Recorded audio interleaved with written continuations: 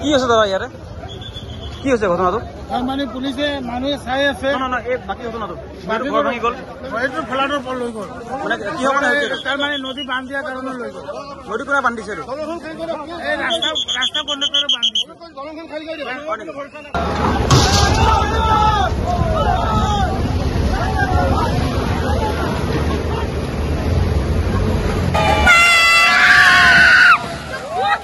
আমি কইছি না এদিকে মরবো সিধা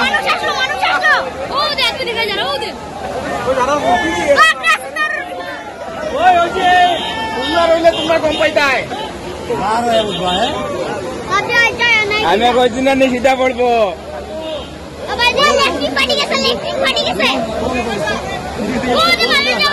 মানুষ আছে তো বুঝি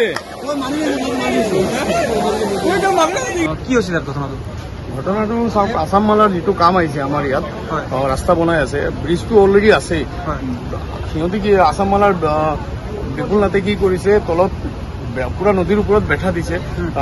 তলত ৰিঙো দিয়া নাই মাত্ৰ দুটা ৰিং দিছে আজি যাৰ কাৰণে ইমান ডাঙৰ ক্ষতিগ্ৰস্ত হৈছে এই দেৱস্থানবাসীৰ ৰাইজসকল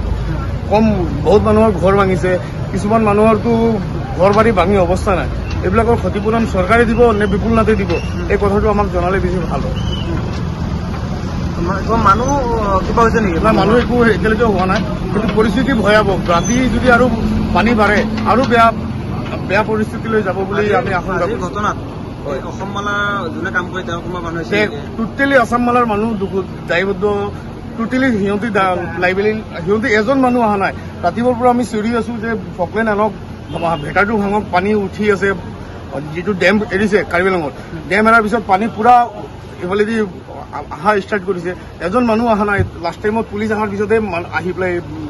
যিহেতু আজি দুদিন আগৰ পৰা চৰকাৰে লগতে মানে প্ৰশাসনে নটিচ দি আছিল যে প্ৰচণ্ড বৃষ্টিপাতৰ লগতে বতাহ ধুমুহা হোৱা কথা আছিল হয় তাৰপিছত তেওঁলোকে কোনো ধৰণৰ ষ্টেপ নললে নাই কোনো ষ্টেপ লোৱা নাই কি ক'ব আপোনালোকে কথা কি কম চব পুৰা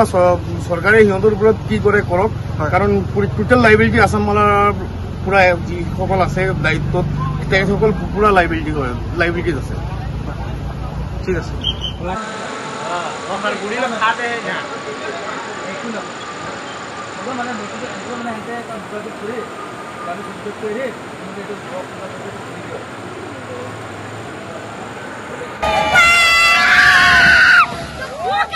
আমি কইছি না এদিকে মরবো সিধা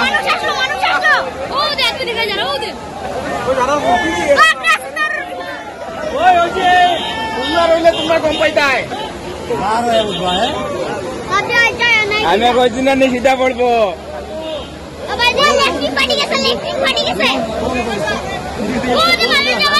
মানুষ আছে তো বুঝি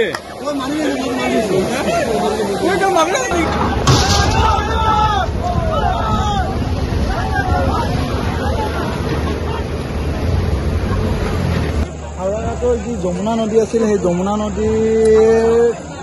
মাজত বুকুত এটা কোম্পানীয়ে কাম কৰি আছিল সেই কোম্পানীটোৰ গাফিলতিৰ কাৰণে আজি এটা ঘৰ ভাঙি চিঙি চুৰমাৰ হৈ গ'ল আৰু সেই কোম্পানীটোৱে যাতে অতি শীঘ্ৰে আমাৰ দলং আৰু ৰাস্তা যাতে সোনকালে বনাই দিয়ে সেইটোৱে আমাৰ দাবী। তেওঁলোকে দলং নিৰ্মাণৰ কাৰণে নদীত বান্ধ দিছিল। হয় দলং নিৰ্মাণৰ কাৰণে সৰু সৰু কালভাৰ আনি তেওঁলোকে বান্ধ দিছিলে। সেই বান্ধৰ ফলতে আজি ভোটৰ পৰিমাণটো বাঢ়ি গ'ল তাৰ ফলতে আজি এটা ঘৰ ভাঙি চুৰমাৰ ইমান দিনে যমুনা নদীত পানী নাছিলে কিন্তু হয় হয় হয় এই বান্ধটো দিয়াৰ পিছতে মানে পানীবোৰ যাব নোৱাৰাৰ কাৰণে বৰষুণত পানীবোৰ যাব নোৱাৰাৰ কাৰণে ফুটটো বাঢ়ি এই ঘৰটো ভাঙি যিহেতু আজি কেইদিনমানৰ পৰা চৰকাৰে বা প্ৰশাসনে কৈ আছিল যে প্ৰবল বৃষ্টিপাত হোৱাৰ আশংকা আছে বা ধুমুহা আশংকা আছিল ইয়াৰ সত্ত্বেও কিন্তু কোম্পানীয়ে নিজা ব্যৱস্থা গ্ৰহণ নকৰিলে কি ক'ব এইটোৱে কোম্পানীটোৱে একেবাৰে গাফিলতি কৰিছে তেওঁলোকে নিজাববীয়াকৈ যি মন সেইটোকে কৰি আছে তাৰ ওপৰত যাতে তদন্ত হয় ইনকুৱাৰী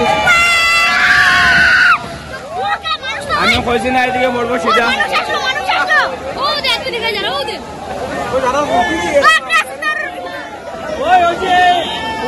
তোমরা গম পাইতাই আমি কইছি না সিধা পড়বো